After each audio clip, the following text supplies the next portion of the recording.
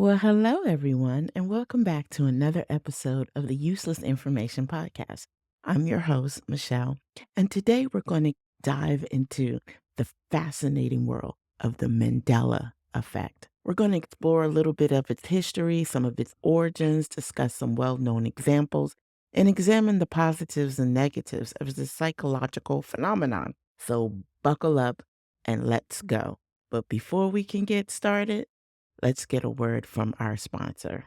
Do you like to read episodic fiction? If you do, welcome to the story of Tommy and Josie on Amazon's Kindle Vella. Tommy is somewhat lost after breaking up with Claire, but he meets Josie, a waitress at a local diner. Bonding over music and adventure, they connect intimately over a weekend.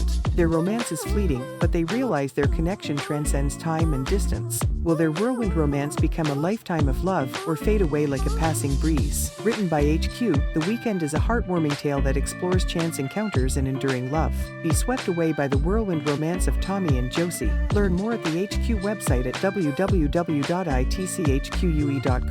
This ad is sponsored by Sunray Multimedia. Okay, we're going to get into the history and the origins of the Mandela Effect.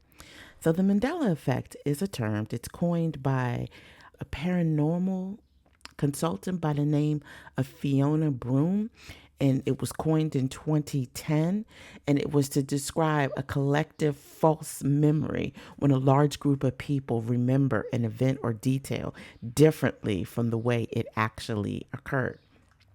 Now, the term itself came about because of a specific example involving the former South African president Nelson Mandela. Now, many people, including Broome herself, had a distinct memory of Mandela dying in a prison in the 1980s. But when in reality, he was released from prison in 1990 and went on to become the president of South Africa. Ultimately, he passed away in 2013. Now, I don't have any real memories of him passing in the 1980s, but I do remember him being released. I'm on the other side of the camp where I remember him being released and he became the president of South Africa and then passing away about 10 years ago. So I do remember that. But the Mandela Effect, it isn't just limited to, of course, this one example. It encompasses a wide range of false memories that are shared by multiple people. So how does this happen? Because there are certain things in these examples that I'm going to go through and I'm going to be like, I remember it this way versus another way. But one theory suggests that these collective false memories occur due to the way that our brains process and store information. Now, our memories are not perfect. They're not perfect recordings of events, but rather a reconstruction of each time we try to recall them. So we are reconstructing the memory every time we recall it, every time we bring it to the forefront, which sometimes can result in distortions or inaccuracies. I don't know. Not when everybody's remembering the same thing the same way. But another theory delves into the realm of paranormal, with some proponents suggesting that the Mandela effect is evidence of alternate realities or parallel universes. While this explanation might be less grounded in scientific fact, it certainly adds on an intriguing element, of course, to the phenomenon. I kind of really subscribe to that one where maybe parallel universes or alternate realities are colliding more so than we're all misremembering. I don't know about that one. So, the parallel universe theory, as it relates to the Mandela effect, is an intriguing and speculative one, of course. It's a concept that suggests our collective false memories might be the result of an overlapping or intersecting alternate reality or realities. So, proponents of this theory believe that when a large group of people share a false memory, it could be evidence that they are actually recalling events from a parallel universe where those events did happen. I would think that is a little bit more plausible than everybody just misremembering? I don't know. This is kind of it's weird in itself. So the idea of the parallel universes stems from the field of theoretical physics, specifically the many worlds interpretation of quantum mechanics. This is known as the MWI, many worlds interpretation.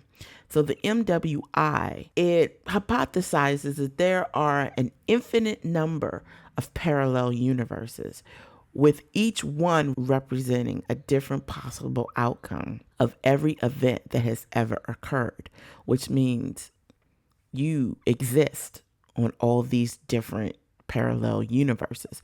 There is another you or many yous. So this means that there could be countless alternate versions of our reality, and each with its own unique set of circumstances, events, and details. But applying this concept to the Mandela effect, it is suggested that our memories might not be entirely false, but rather remnants of experiences from these alternate realities. And in this view, when we encounter a situation where a large group of people remember something differently from the way it actually happened, it could be because their memories are influenced by their experiences in a parallel universe where the misremembered event did take place. But it is important, it's very important to note now that the parallel universe theory, while it may be fascinating, is highly speculative and widely not accepted as a scientific explanation for the Mandela effect.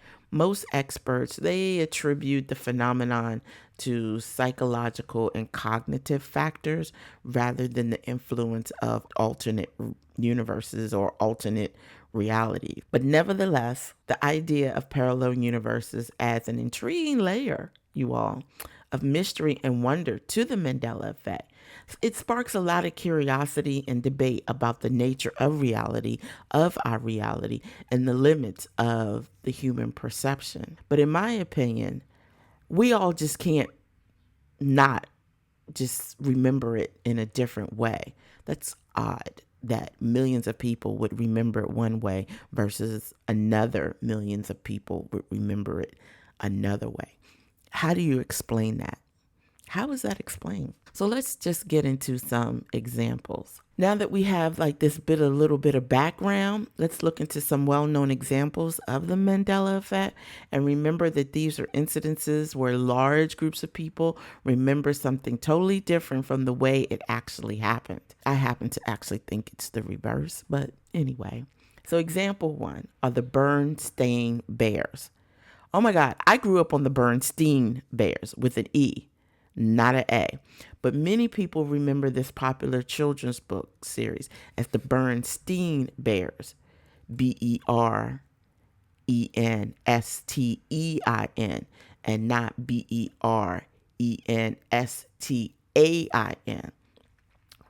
with an E, but the actual spelling is with an A. But this minor difference has left many of us baffled, many people baffled about the books and feeling a little bit disoriented and questioning their memories, because I remember it being an E. What did you remember it as? I remember it E. The next example is the location of New Zealand. Now, I never had this situation. So some people remember New Zealand being located on the northeast of Australia, when in fact it's actually to the southeast. And this could be due to simple geography misconceptions, but it's interesting to note that how many people share this false memory. I've always seen a map where it was on the southeast, so I don't know about that one because I didn't really experience that one. Then there's the Monopoly Man. So the rich uncle Pennybags, he's the mascot of the popular board game Monopoly, but he's often remembered as wearing a monocle. I believe he wore a monocle. I remember him with a monocle. However, if you look at the actual character, he has never worn one. I don't know. I remember him with the monocle. It's possible that this false memory has been influenced by the character Mr. Peanut, but nope, who does wear a monocle. But nope, I remember that man, that Monopoly man with a monocle. How about you? The next example is the famous line from the movie Forrest Gump. Many people remember the line as life is like a box of chocolates. That's what I remember. That's what he said. When the actual line is life was like a box of chocolates. I remember, was versus is. The small change in tense completely alters the meaning of the quote, but the misremembered version has become ingrained in popular culture, which is true because everybody goes around saying life is like a box of chocolates. Who's going to be going around saying life was like a box of chocolates? That doesn't make any sense. Why would life was when you think of it in the present tense of life is? Because when you look at the box of chocolates and you just don't know what you're going to get. Why would that be in the past tense? You already know what you got. Yeah, I don't know about that one. The next one, now this one, I clearly remember because I have seen this movie 1,010 times. When in Star Wars, Luke, I am your father. This famous line from the movie Star Wars, The Empire Strikes Back, is often misquoted as Luke, I am your father, when in reality, the spoken line by Darth Vader is actually, no, I am your father. I swear to God, the line was Luke, I am your father, because I remember us running around as kids and just being like, oh my God, Darth Vader is his father. And we would all say, yes, Luke, I am your father. I mean, how do people all of a sudden mistake the word Luke for the word no? Really? That doesn't even make sense to me. So the misquoted version has just become so ingrained in popular culture that many people are shocked to learn the real line is different.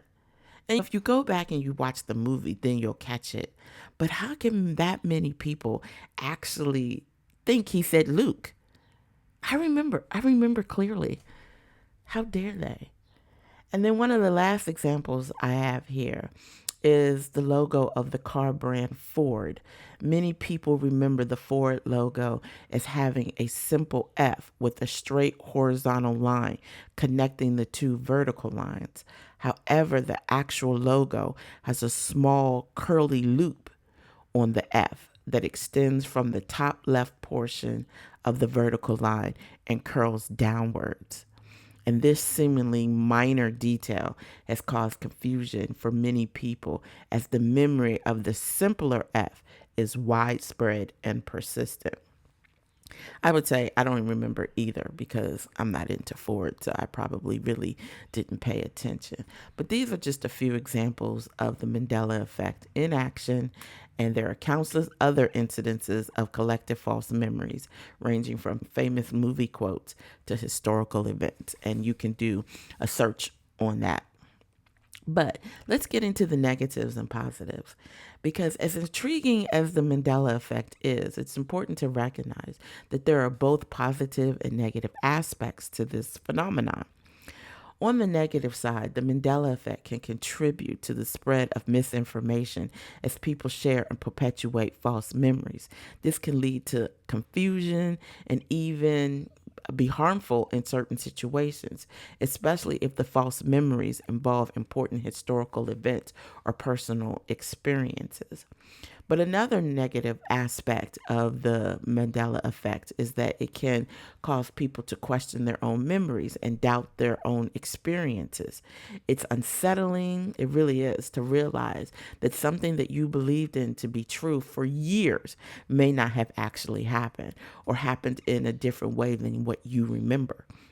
And this can lead to feelings of disorientation. You feel kind of like disoriented or insecurity about your own mind and your perceptions. I swear, because that Bernstein versus Bernstein, yeah, that still trips me out to this day. But on the other hand, there are some positive aspects to the Mandela effect. For one, it serves as a fascinating reminder of our human memory and how it can fail us at times. It demonstrates that our memories are not infallible and that we are all susceptible to the same types of errors. And it can be humbling. It is a humbling realization, reminding us to be more understanding and forgiving of others when they make mistakes or recall events differently.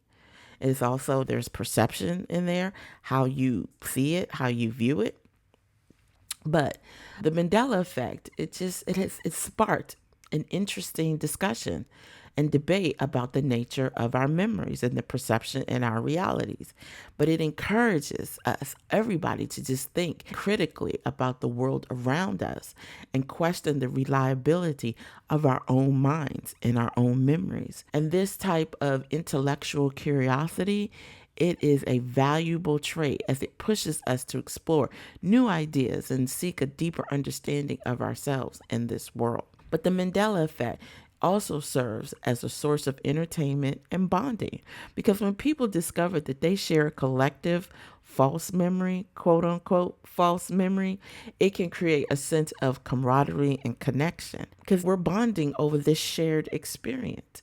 But it can be also be a fun way to engage in conversation and explore the quirks of the human mind, which is interesting because, once again, how do so many people misremember? I can see if you're having a conversation with one person about something that happened in the past and you all have two different takes on that memory. Well, yes, that makes sense. But when you got millions of people, there's some they have come on now. Something is not all in the up and up. We just have to remember that our minds are fragile. They are definitely fragile. But in addition to the information that I've already covered about this, there are a few more points that I want to discuss about the Mandela effect. One is the cognitive biases. The Mandela effect can be influenced by various cognitive biases that affect the way we perceive and remember information. For example, the confirmation bias, where people tend to search for and recall information that supports their pre existing belief. That can play a role in perpetuating false memories. Similarly, the misinformation effect, where people's memories can be altered or influenced by suggestive information, can also contribute to the information of collective false memories. Then we have social influences. The way we remember events can be influenced by the people around us, which can lead to the Mandela effect. When people discuss their memories with others, they can inadvertently adopt the false memories of their conversation partners. This can be especially true in the age of social media, where false information can spread rapidly and reinforce existing false memories. We also have memory conformity, also known as social contagion of memory. And this is when the memory conforms, when it occurs when their recollections of events become more similar to one another after discussing their memories.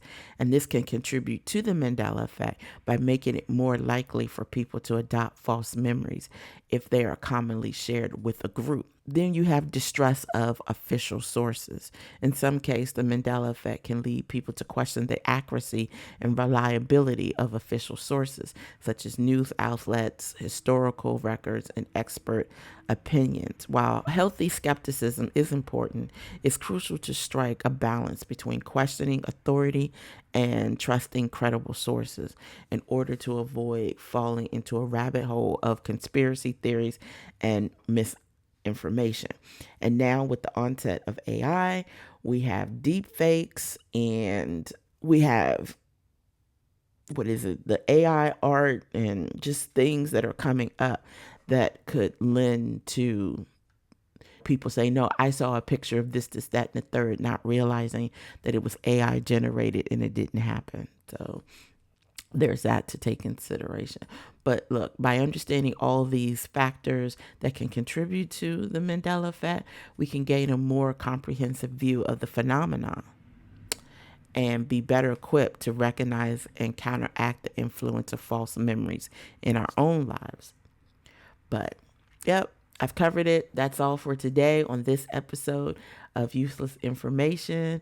I hope you enjoyed the exploration of the Mandela effect and that it sparked your curiosity about the intricacies of the human memory. And remember, our memories are not always perfect, but that doesn't mean we can't learn from them and use them as a tool for personal growth and understanding.